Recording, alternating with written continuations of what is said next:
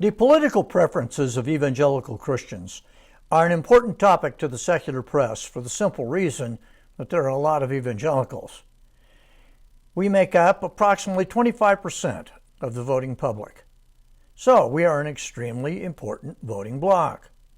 Without our support, the Republicans would not have won the last presidential election. As a result, we are hated by the progressive left, the mainstream media, and the academic community.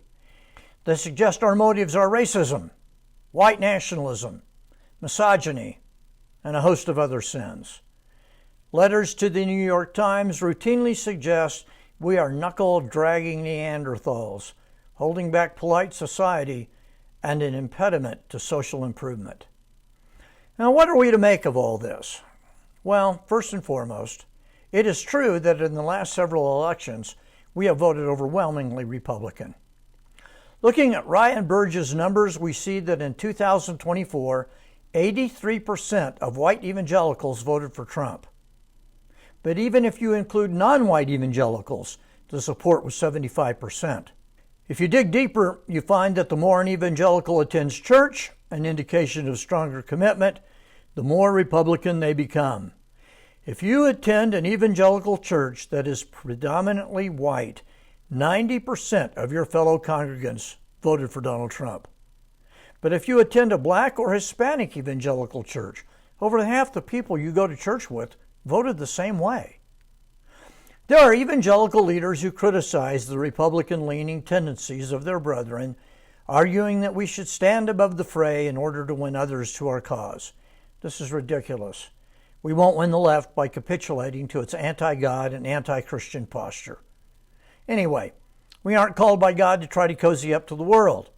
We are called to proclaim the gospel without compromise and stand on the truths of God's word. If that sometimes spills over into partisan politics, so be it. Why do we vote Republican?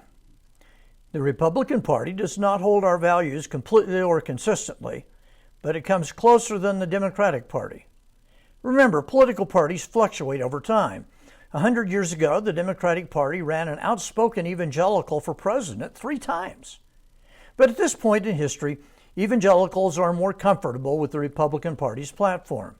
The issues are well known to everyone.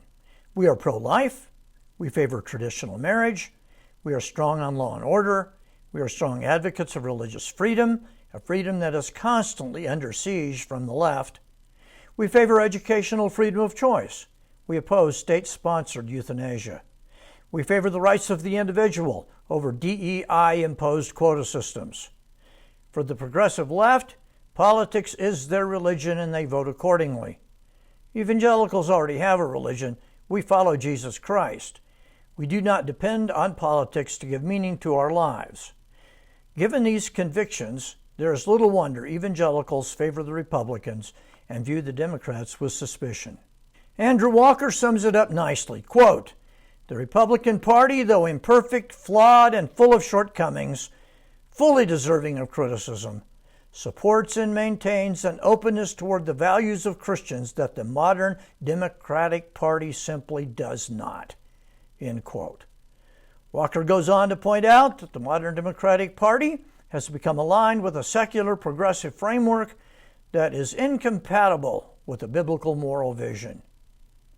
Burge's analysis also helps explain why certain self-styled evangelical thought leaders at mainstream outlets scold evangelicals for voting Republican. These so-called thought leaders lack discernment, wish to impugn a politically acceptable scapegoat, nurse grudges, or deliberately ignore reality. I have argued previously that a few evangelicals have been captured by right-wing politics, but their numbers pale in comparison to the mainline church leadership, which has capitulated overwhelmingly to the progressive left. The leadership structure of entire denominations is little more than a wing of the Democratic Party. When I counsel pastors, I caution them against preaching politics in any form. I do not favor political partisanship in our pulpits or our churches. But the fact that our people vote overwhelmingly for the Republican Party is nothing to apologize for. It is no sign that we've been captured by politics. It is merely a common sense response to the choices we have been given.